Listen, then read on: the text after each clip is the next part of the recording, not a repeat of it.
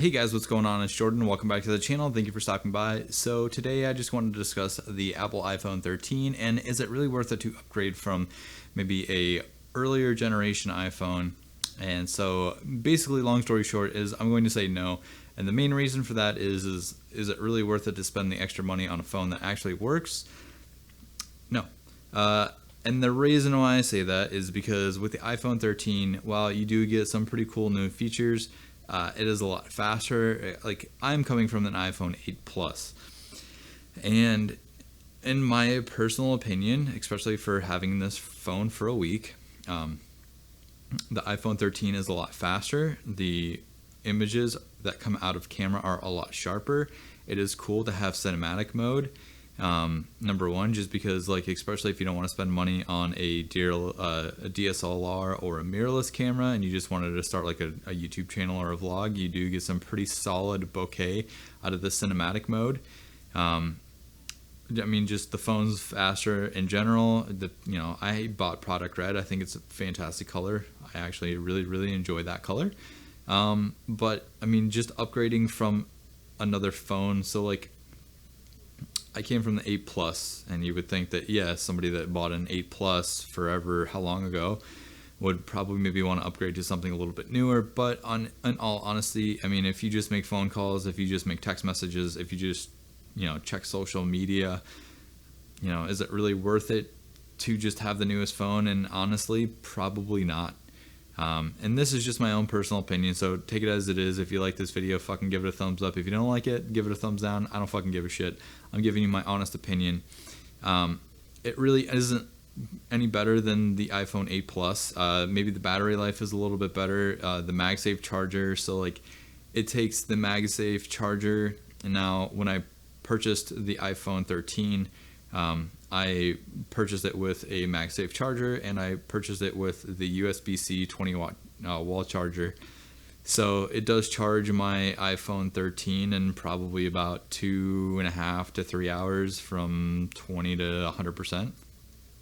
So I mean, that's a plus. I have an Anchor Wave pad.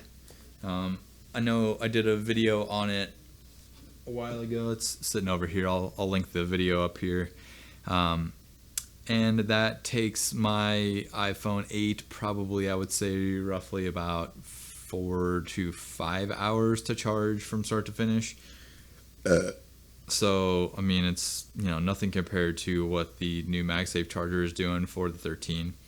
The image quality that comes out of the camera is actually pretty decent. I will give it that. And it's probably a little bit better than the iPhone 8 Plus. And so what I'm going to do right now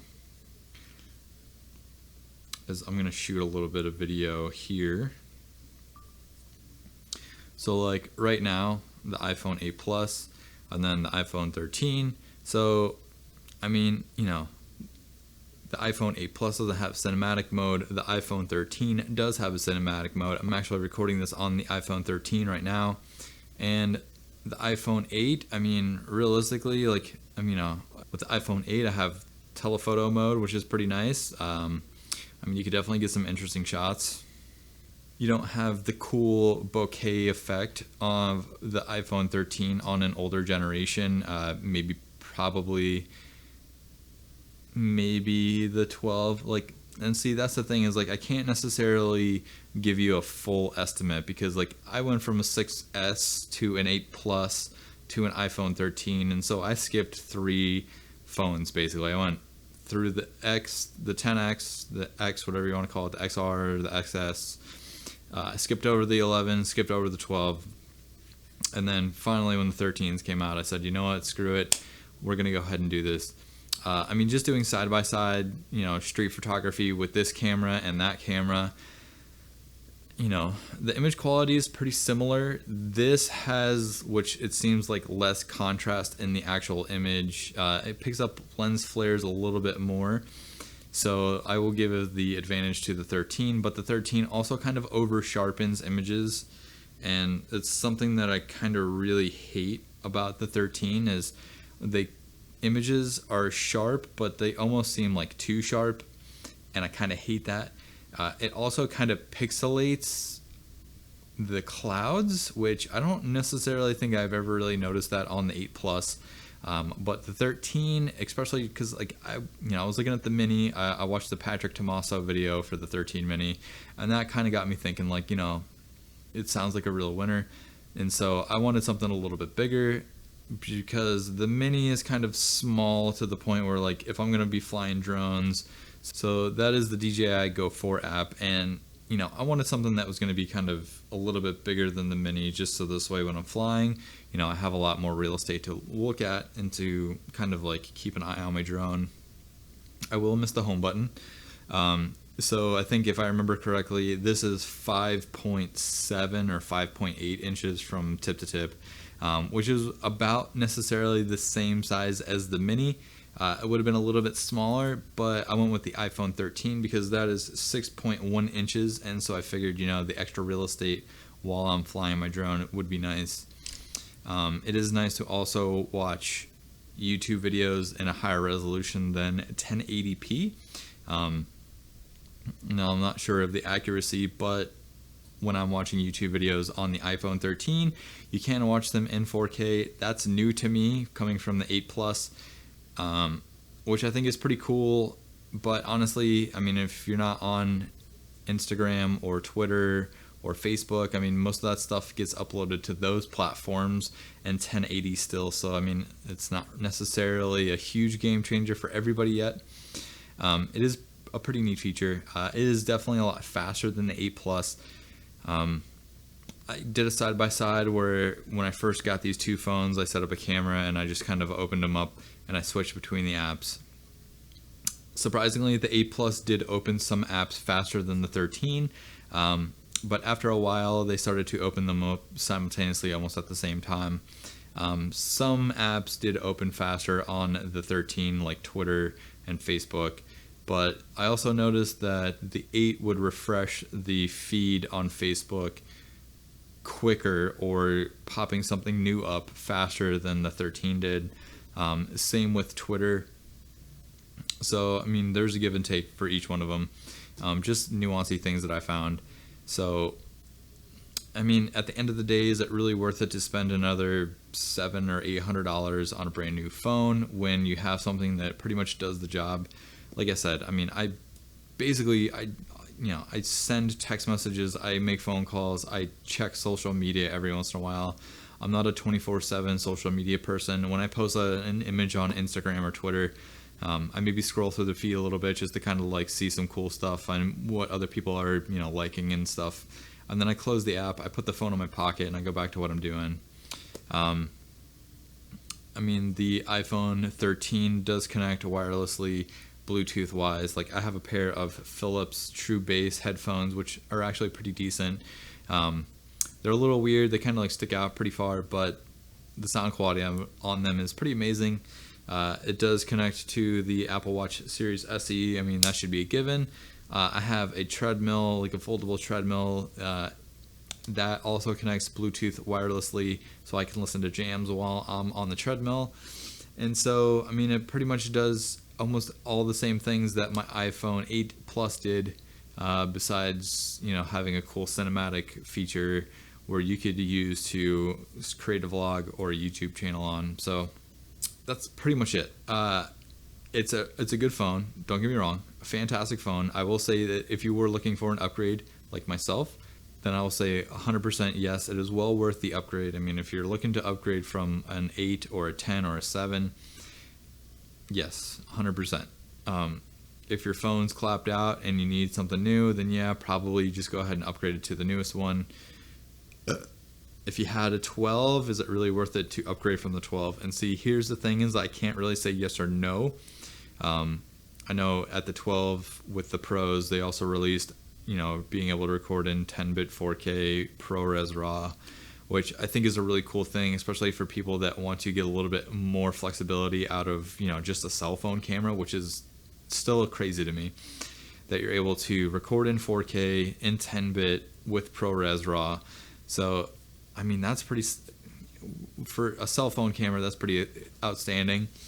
The cameras that I have behind me, here, besides the Pocket 4K Cinema, don't shoot in anything other than a baked-in MP4 format.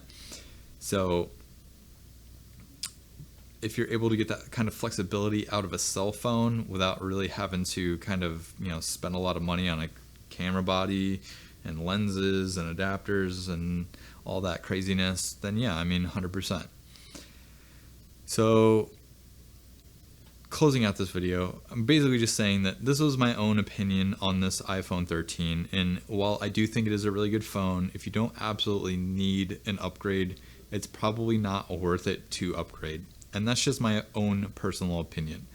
I upgraded to the 13 because I knew eventually what was going to happen is same thing with some of the older phones. They stopped getting updates and stuff like that. I have an iPhone 6S that I barely use anymore, which is not worth anything really. At the end of the day, if you need a new phone, then yeah, I mean the 13s are a pretty outstanding bet. If you don't really necessarily need to upgrade, then no, I don't think that they're worth it, and that's just my own opinion. But solid camera if you're going to start vlogging. If you're starting like a YouTube channel, if you have a YouTube channel where you just record on your cell phone, then honestly, I mean, if you're shooting in the cinematic mode with the 13s, then yeah, I mean, you can get some really good looking footage. So I mean, that's pretty much it. I'm not gonna bore you guys too much more. I'm just checking just to make sure that it didn't stop recording. So I'm on the fence, 50-50. If you need a new phone, like absolutely need a new phone, then I will say just go ahead and upgrade straight to the 13s. But if you were like me and you didn't necessarily need a brand new phone, then probably not. I mean, honestly, in my personal opinion, this cell phone right here probably could have lasted me another 4 or 5 years. If they keep giving you updates for it and it keeps continuing to work, maybe in a couple of years I might have had to replace the battery on it or something. But other than that, I mean, it still does exactly everything else that phone does. So is it worth it? Maybe not. But like I said, that's just my own personal opinion. This is my own hands-on review. It's a lot faster. It takes sharper images, although I don't necessarily like the sharpness. The cinematic mode on this phone is pretty spectacular for just throwing that in your pocket, walking around town, doing a vlog,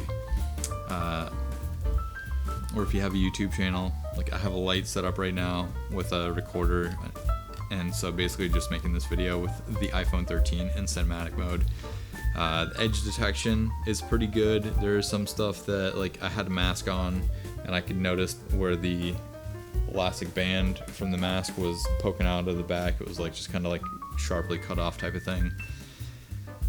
But face tracking wise, does a fantastic job. So yeah, I mean, it really all depends. I mean, if you absolutely need an upgrade, then yes, it's worth it. If you don't need an upgrade and you think you can get by for another couple of years with something older that still works, save your money, spend it on something else, invest it into Apple stock, and then in a couple of years when the iPhone 15 is out and that stock has made you $500 or $600, you take out your initial investment and then you just go buy a 15, something like that. I'm Jordan. If you guys like this video, give it a thumbs up. If you didn't like this, also give it a thumbs up. Hit the like button, hit the subscribe button, hit all the buttons. I'm Jordan. I'll catch you guys next time. Peace.